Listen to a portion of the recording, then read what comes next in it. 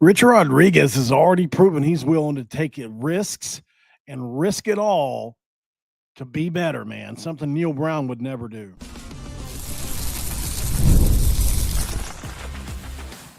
You are Locked On West Virginia, your daily podcast on the West Virginia Mountaineers, part of the Locked On Podcast Network, your team every day. What's up, guys? Welcome back in. My name is Mountaineer Paul. I am your host. Welcome back into Locked On West Virginia, baby. We're the 11th video in the last 2 days. We're going crazy, buck wild, nuts, however you want to call it. But we're here for you every single day, either way. Thank you for making Locked On West Virginia your first listen and for being a part of the Locked On Podcast Network. We talk about your team, the Mountaineers, every single day. This will be a little bit of a shorter episode, but I told you guys I burn with so much passion. I want to succeed at this. I've been doing it for years, but yet I still work as hard or harder than anybody else at it. I've been at this computer for a total of 12 hours today now, and I still want more. If there was more time in the day, I would do more videos. I really would. And I have ideas for even more and more and more.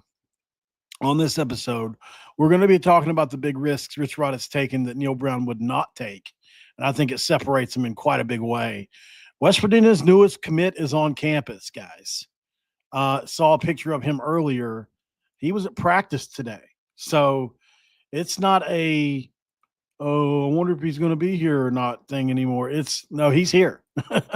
He's already here, man. So, there's a lot going on with that even in and of itself.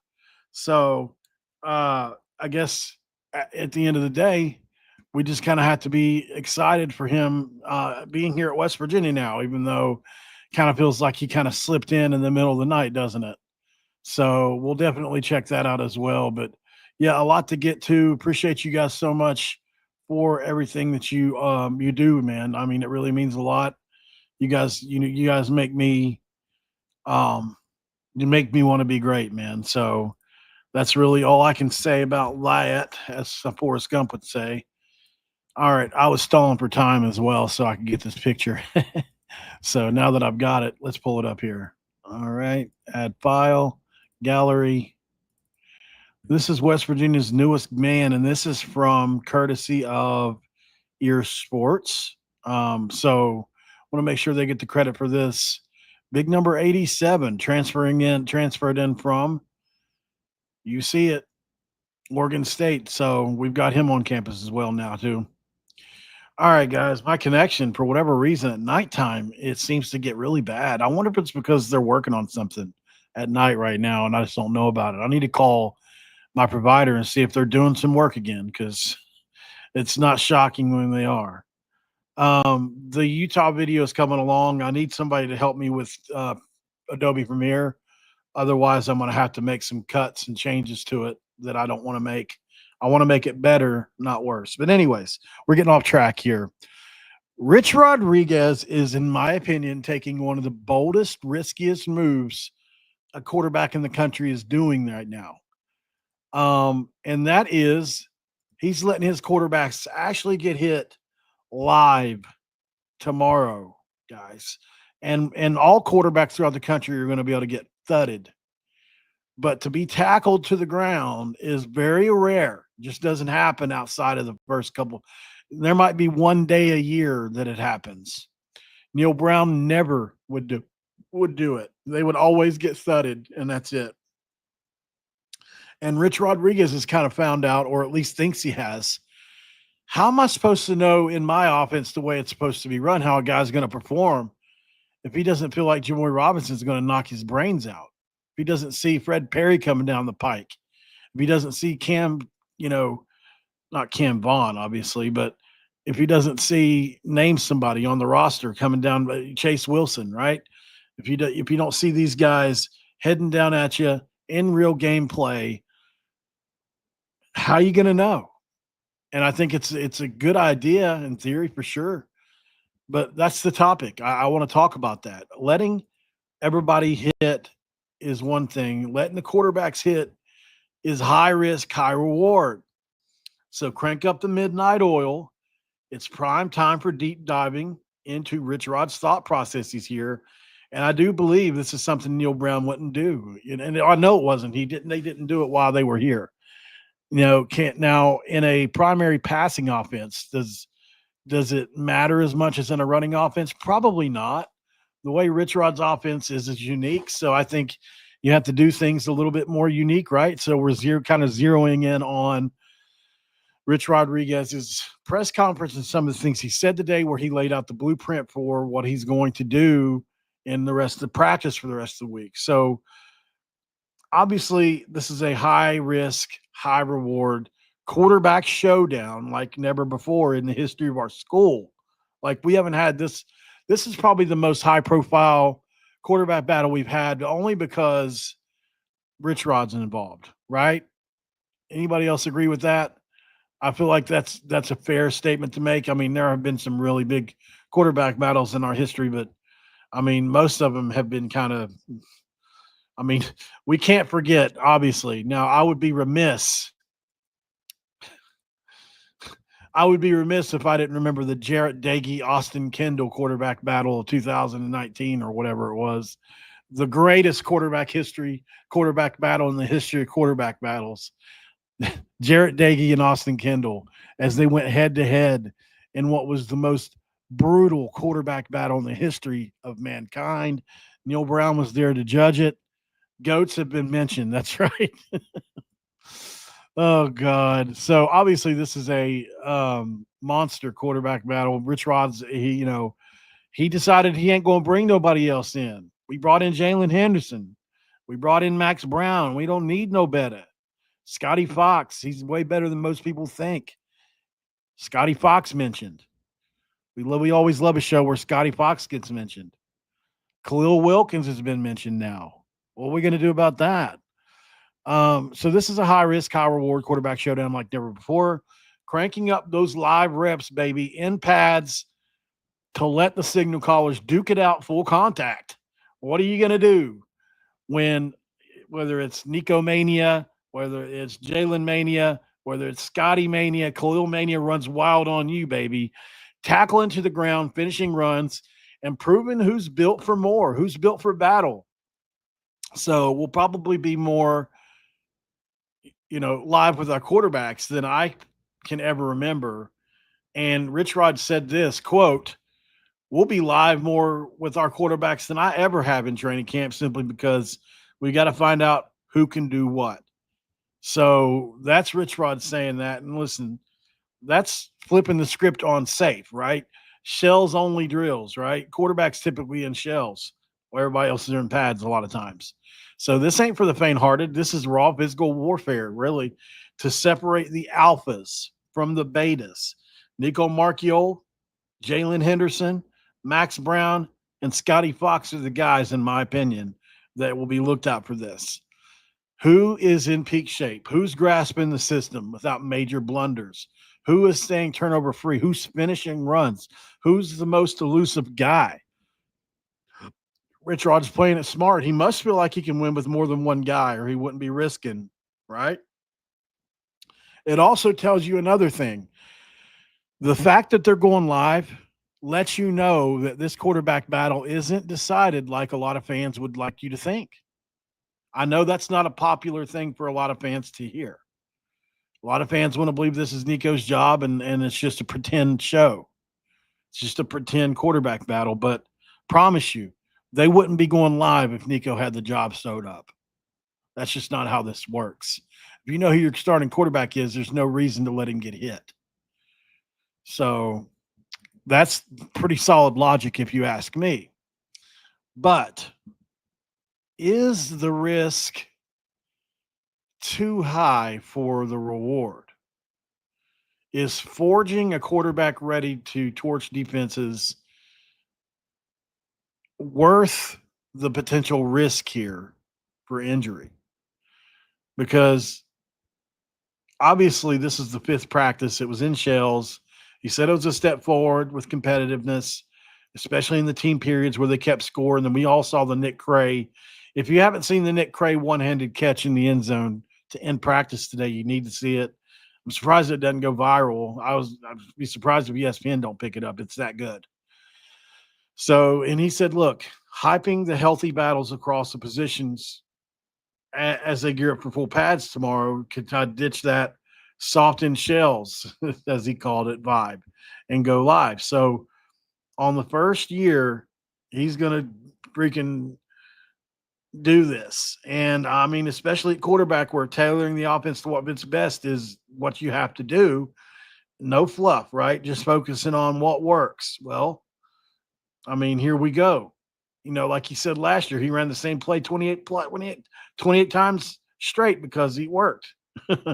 RichRod's a simple guy, simple solutions. Keep it simple, stupid, right? That's a very, very famous slogan that we have in recovery.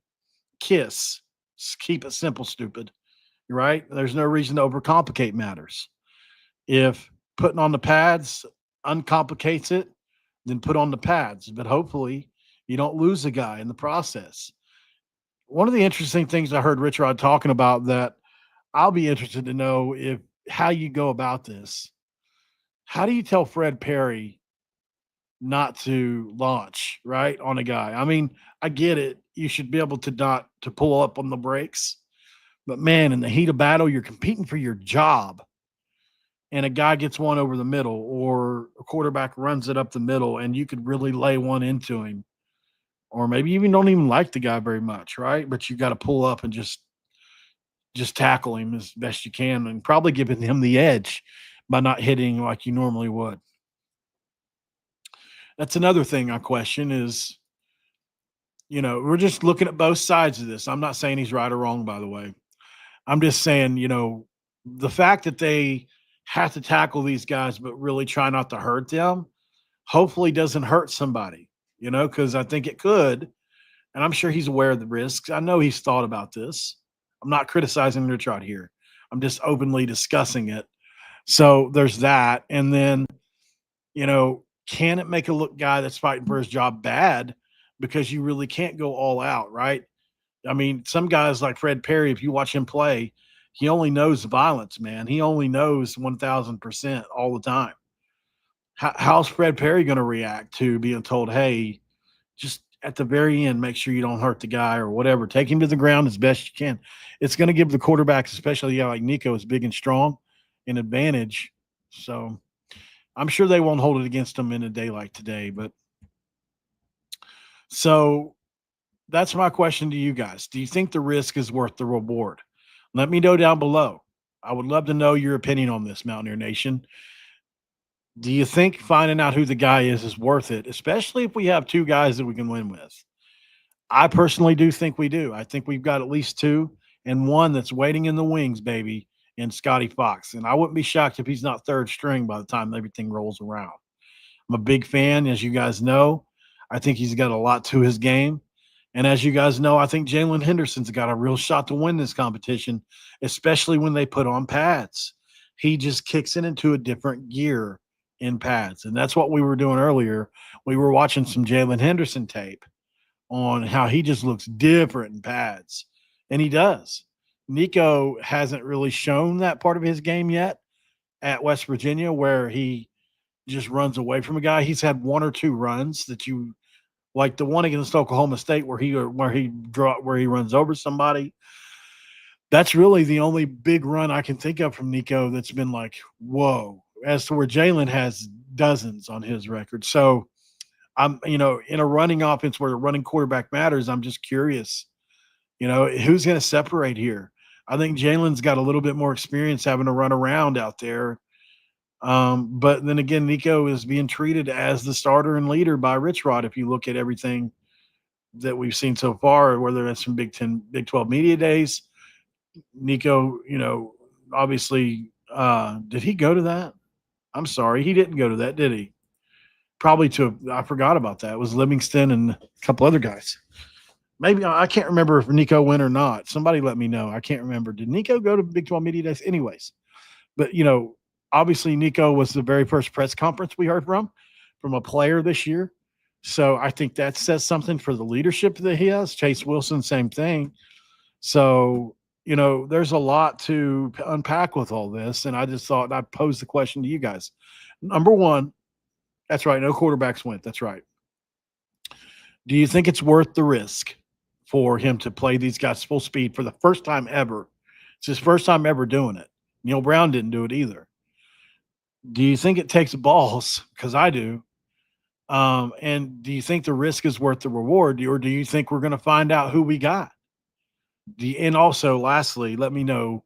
This is a big one I want to know from you guys too. And let me know down below. Seriously, do you think it's possible to play at 70% or 100%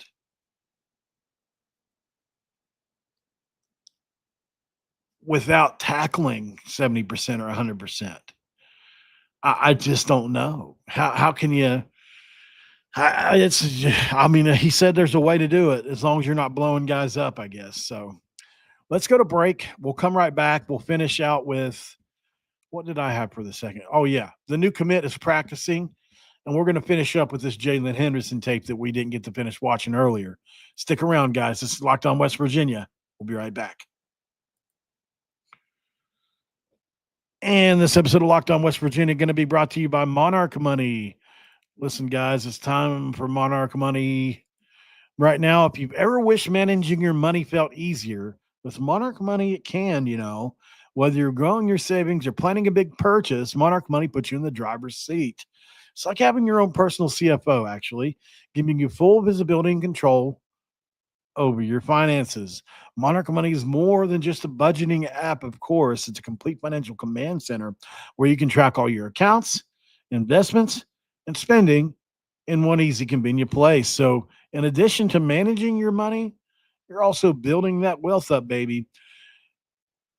Is there a specific category that you need to be better at? I can tell you one I need to be better at, and I've gotten better at it, but I just did it the other day, daggone it. I bought a pizza, and it's just like, it hits the pocketbook heavy, man. No matter how much money you make or don't have, it's like, holy cow, when you see the receipt for these. Everything costs $50 or $60 nowadays. I can't remember the last time I went to the grocery store or went and got something just for one person that doesn't cost 50 or 60 bucks. I can only imagine what it's like for families. Take control of your finances today with Monarch Money.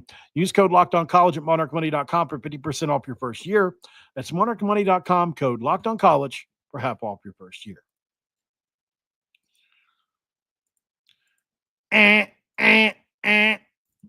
In segment 2, we're going to crack a do. Okay. I had when I was growing up, my papaw Jerry, he married into our family, so he didn't have the down West Virginia accent, And my granny's name was Nancy, and he would say, he had this I can't remember where he was from, man, but he would talk like this. Okay, Nancy. Okay to the left. Okay to the right. Okay. And then he would back out. It's stuck in my head forever and ever. Okay. And they would eat toasted honey every single morning. I remember he was 80 years old in California, and he was out digging the footer for a daggone swimming pool with a hoe just overhead, just like a monster, just crushing that thing, man. Crazy. West Virginia's got a new commit. It's official, from Oregon State. And he's got a name that is very hard to pronounce, that I'm going to try to do it in just one moment's time. Give me a second. All right, let's see.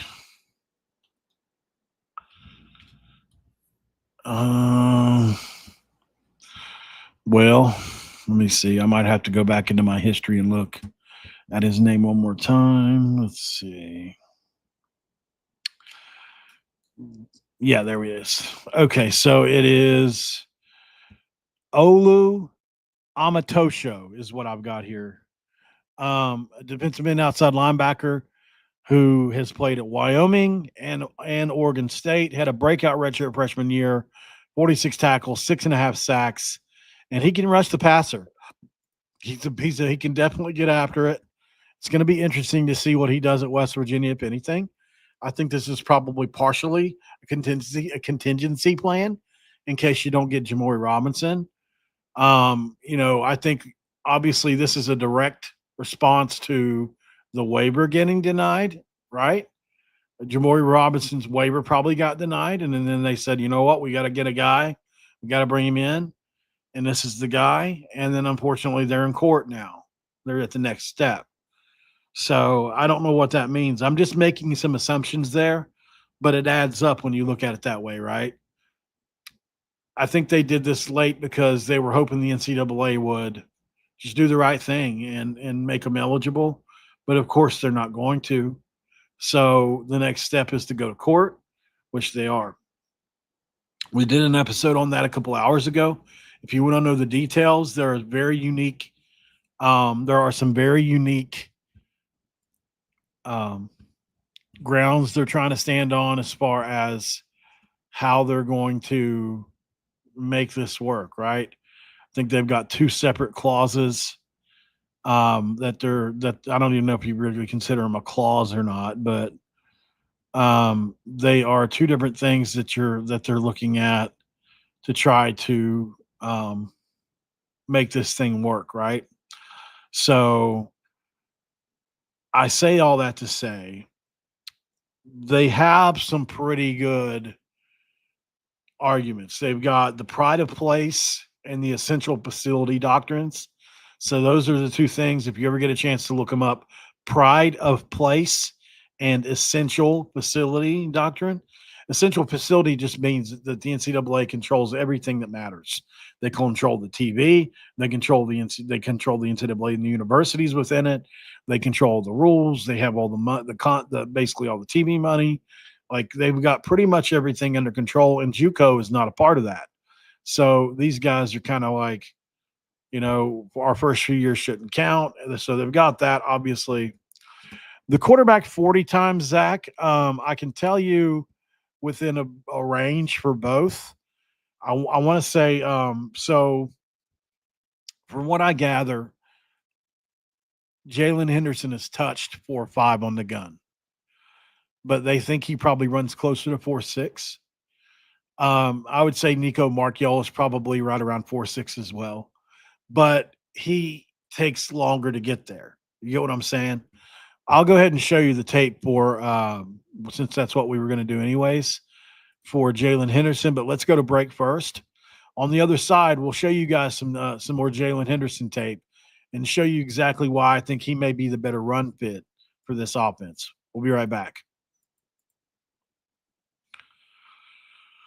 And this episode of Locked On West Virginia going to be brought to you by Game Time. 5 Hour Energy. My apologies. We're here with 5 Hour Energy shots. We got to talk about them because when it comes to 5 Hour Energy shots, man, they've got a transfusion for you. The bold grape, ginger, and lime flavor of your favorite golf drinks, minus the alcohol, into a quick, energizing shot. Whether you're sinking birdies or just making memories with friends, that's a once in a hole for your energy game. Let's be honest, though. Some days on the course or off it, if you want to go that route, you can just need that extra boost to stay sharp and energized. What's the most ridiculous shot you've ever even seen or taken on the course? I'm curious. Let me know down below. Golf is all about good times, after all, with good people and good decisions, good flavors, of course. Grape ginger lime flavor gives you best parts of your clubhouse go-to without chasing down the bev cart. If you're going to go to 5hourenergy.com today, that's the number 5, the word hour, the word energy.com. And you can use my promo code LOCKEDONGolf to receive 20% off your first order. The offer is valid till September 30th on one order and cannot be used in conjunction with promotions. It's also not going to be good on subscription orders. Do it now, though. Do it yesterday at Locked On Golf, 5 Hour Energy. All right, guys, we are back here, Locked On West Virginia in segment 3. Thank you so much for joining in. And let's check out Jaylen Henderson on the at Texas A&M. He had some big runs there, obviously, over his career. There's no ifs, ands, or buts about it. Especially, let me get there. Is it this one here? No, it's a couple before it. I think this one, yeah, this is the run here. Personally, if you're going to ask me that I question, if you're going to make me question anything necessarily, I would question Nico. I don't know if he could do this run here. And this is one of the runs that makes me think he has just a tad bit superior. And I'm not saying he's the right quarterback either. I'm just talking about purely as a runner from a speed perspective and a quickness perspective. He has an advantage. He's a little faster, definitely quicker. So you'll see here. I mean, he really chews up ground, and this is against an SEC team, right? This is not easy to do. This is at least comparable to the Big 12, if not better. Probably right around where it'd be like playing an Oklahoma State or something, right? So definitely very comparable. And so watch him chew up dirt here, man. I mean, he really, as my dad used to say, can shit it and get it. Flushed out of the pocket, and then right here's where he really starts to chew dirt up. That's not easy to do, right? I mean, that's a very impressive play, you know, especially right around here whenever you've got all these different people that have angles to you. Although, no, this guy, RichRod, would kill this guy for loafing. Very nice play. I mean, that's a Pat White-esque play. And then, I mean, he can throw some darts around the field as well, right? I mean, he's definitely not inaccurate. I'd say he's definitely a better thrower than Garrett Green was, right? That play obviously probably could have been a bit better, but I mean, you're nitpicking. Here's another play, man. Look at that. He's getting rid of that thing. There's a guy right in his face. And look at this dot. He lays it right over the shoulder. You literally can't do better. Here's another one, man. Watch him chew up dirt on this play. I mean, he really gets down the field fast on this play. I mean, he's going right here. I just don't think Nico is quite that fast. But like I've said a couple different times, where Nico has him and the physicality, right? He can probably take more hits. He can take more punishment. He can give hits. I mean, look at the speed here, man. And the throw as well. I mean, that's definitely crazy. But obviously Nico can give. I mean, he can lay somebody out as we've seen against Oklahoma State. So it's just two different styles, and maybe Nico's style would fit better. A guy that's because Nico can, if he can get in the open field, he can go 50, 60 yards. We just haven't seen that yet. And that's what I'm saying. We've just got more tape on Jaylen. I wish I had more on Nico outside of high school. That's a good throw. I mean, and it's the right place on the field, right? There's nobody else over there. And he leads him towards the pylon. That's literally a gore. You can't do much better than that. And you can see he's got the arm strength. I mean, how far does he throw that ball here? He starts he's at the 35, 34, and this thing lands at the 15, right? So basically 50 yards in the air. Not bad.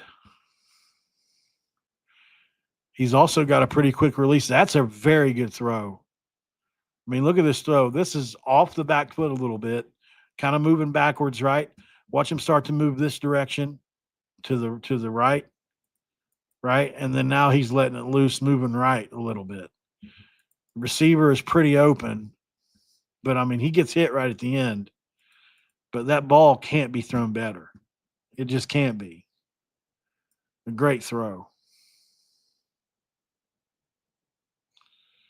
Very good throw. There's another thing, that's another great play. He makes great plays, man. If he can stay healthy, he's a baller, man. Think about this. One of the things that really boggles the mind when you think about Jaylen Henderson, something he's done that I don't know if I've seen. I mean, that's going through your reads. That's the whole nine, right? That's going through your reads. That's pump faking, looking off players and throwing it in the right spot. Like you can tell, man, he was really comfortable in this offense, right? Pump fake, looking off guys, coming back to a read. Really good stuff, man. Look at that dart. I haven't seen some of these. This must have just got uploaded recently. I mean, this is a dart right here around the linebacker. Look, he's trying to tell him, go over here. Here he goes again, right? Running left. I mean, just a great throw to a big receiver. That could be Jaden Bray. Now you get him down around the goal line. And I mean, he's just, man, can he throw those balls to the pylon so well? Look at that throw. I mean, this kid can rip it, dude, sometimes. Look at this. Moving right. You got to hurry up and set your feet and look at the arm angle. I mean, the arm angle on this is just ridiculous. Can't really see it. It's 3/4, but it's hard to see, right? 3/4 arm angle here. But I mean, it's around a guy, right? You got to throw it around him into the right spot. And look, this guy ain't even cut yet. There he comes into frame. It's a tough throw, dude.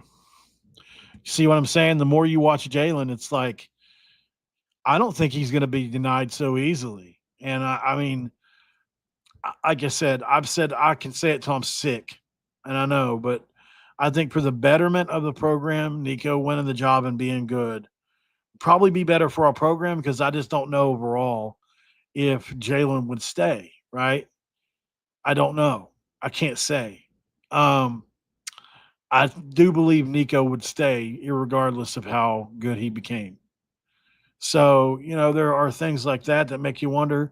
And hell, Jaylen might go to the NFL after this year if he has one big year. Who knows? But I mean, as you can see, both are very viable. I mean, look at him run, dude. He can flat out fly. I mean, that's flying down the. I mean, he can fly much faster than I actually even thought he was. And I mean, you can see him in shorts here when he can really open up. I mean, when this dude can flat out fly.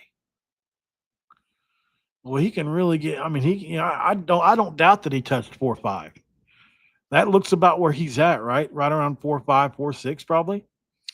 And he's got some elusiveness to him too. So, there's a lot to like about Jaylen Henderson's game, man. There's so much tape on here.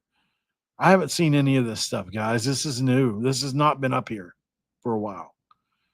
A lot of these plays are, and I'd asked Jaylen for this whenever we spoke. I never got it. Maybe this is it. You just put it up. Wide open guy down the field here.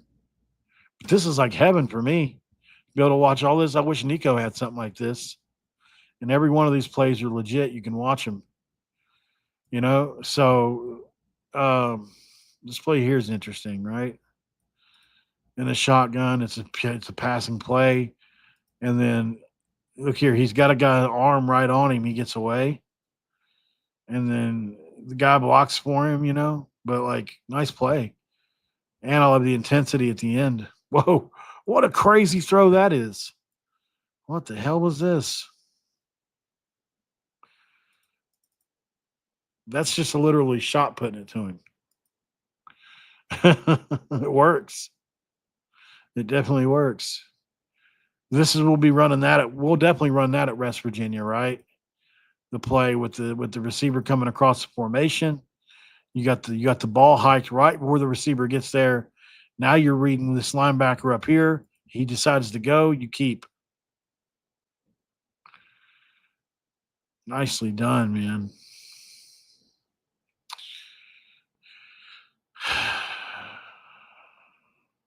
Yeah, I'm really curious to see how this all plays out, man. I mean, you look at him here. He's got quick, and he thinks quick.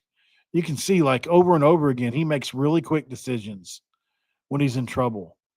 And look at the rifle, man. I mean, look at the zip he's got on the ball here. This is a fastball. And I was gonna say, let me make sure I'm not because I wasn't looking at my screen. So let me make sure I'm not sitting here just like with the little thing like I was earlier when I looked away. All right. This is a fastball. It's got some zip on it, right? Let's look at it one more time. Yeah, he put a lot of mustard on that. That's probably, I won't say it's as hard as he can throw, but it's probably as hard as he can throw without hurting himself. And here's what I like about him too, guys. He's advanced as a passer. Does he have the most accurate arm ever? I'm not saying that necessarily. Like he's definitely got ways he can improve, but as a processor, watch him go through his progressions here. He goes from 1 to 2 to 3, and he's gone. But he goes through all three. 1, 2, 3, gone. 4. He had his fourth guy there. So that's impressive. Very impressive. Here he is in the open field. That's a touchdown, probably. I mean, he can fly, guys. I'm telling you, he's not going to be beaten so easily. And like I said earlier, I won't be shocked if I won't be shocked if him and Nicco both start in the first game. I won't be shocked. So, but I mean, yeah, this is going to be either way. I'll tell you one thing for sure. No matter who our backup is, I'm going to feel really good about it. I'm going to feel this year, we're going to have one hell of a backup situation if somebody goes down.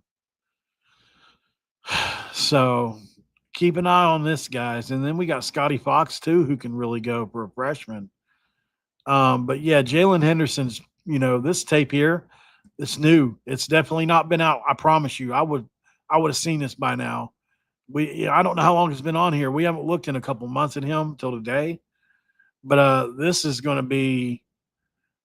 a lot of film to look at for a guy. They're just highlights, but I mean, you got to see 90% of these, well, not 90, but 60% of these are in practice.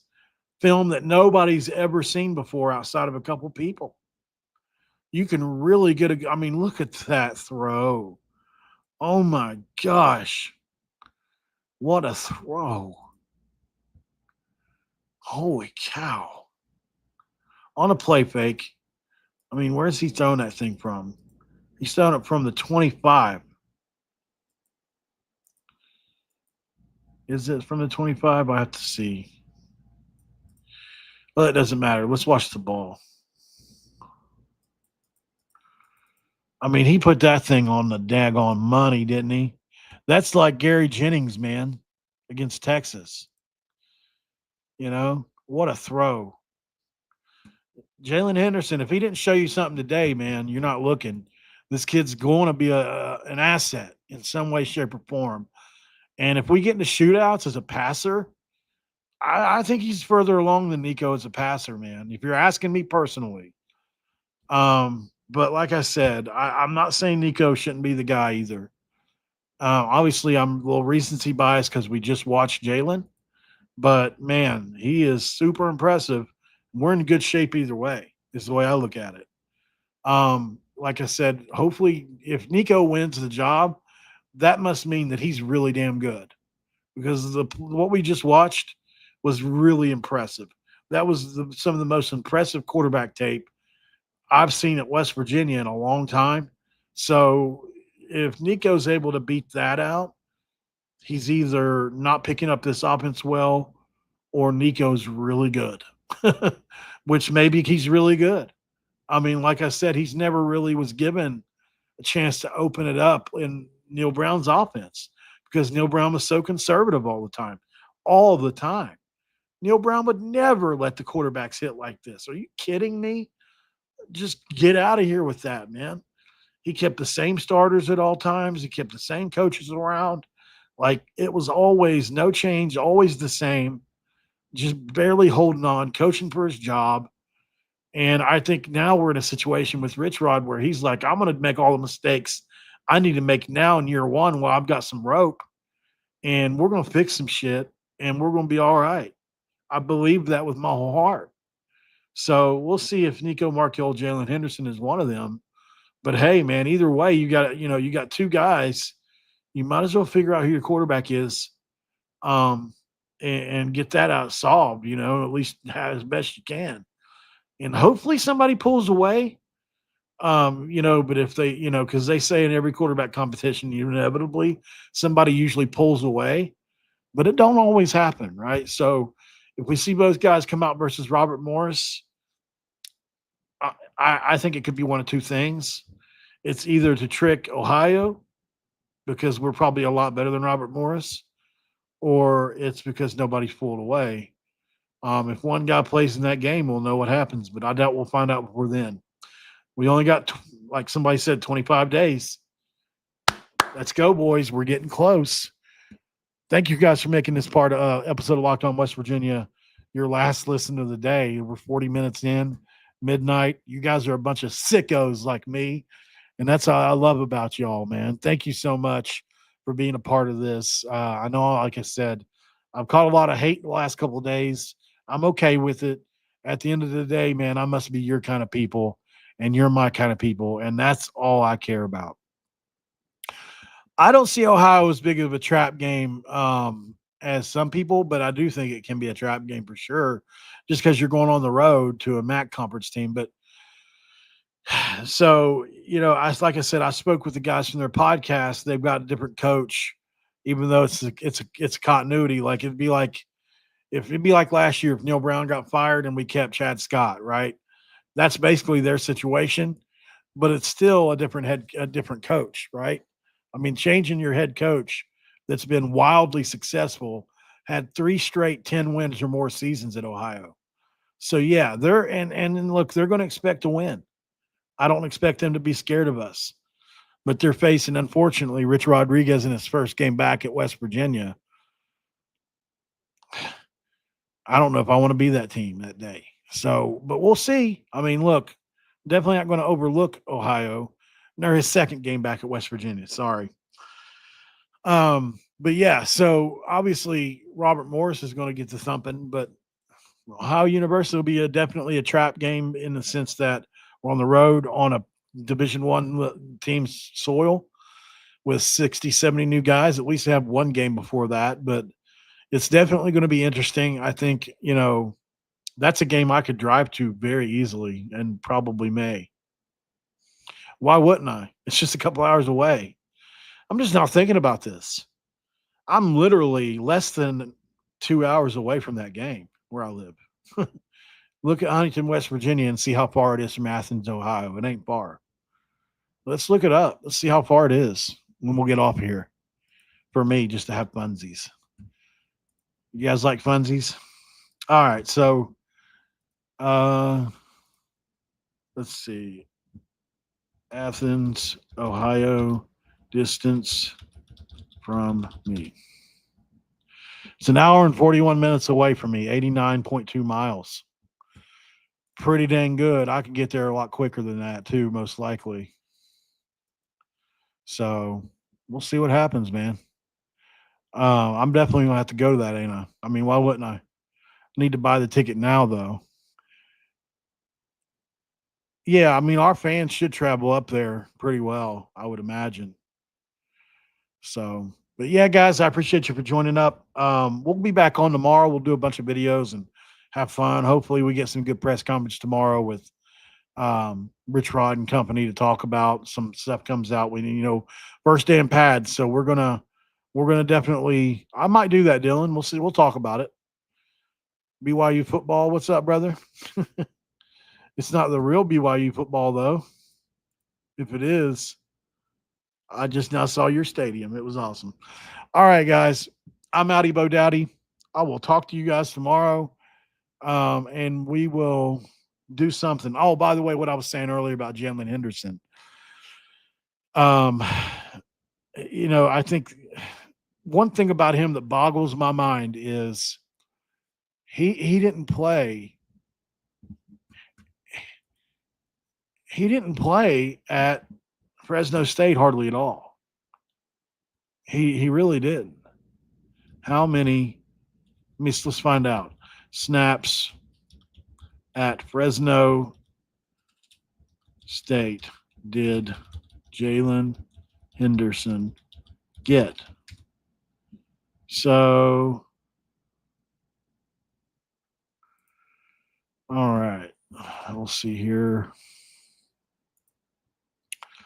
Yeah, because I honestly had never really looked. I thought it wasn't very much, but I haven't really paid a whole ton of attention either. So I know it wasn't a lot. Let's see. All right, here we go. Let's see. Yeah, I mean, he was 5 for 8 for 49 yards on pass attempts, ran for 68 yards on 14 carries. He played in a couple games. His redshirt freshman year, he played in 2 games. He appeared at Boise State, and at New Mexico State, he had 2 carries for -2 yards.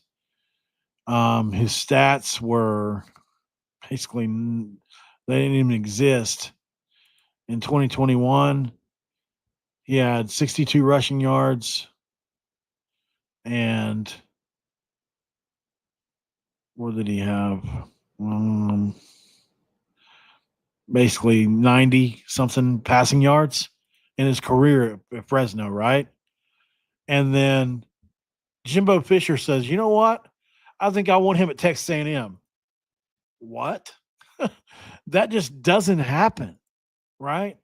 I've said this multiple times, but who was their quarterback?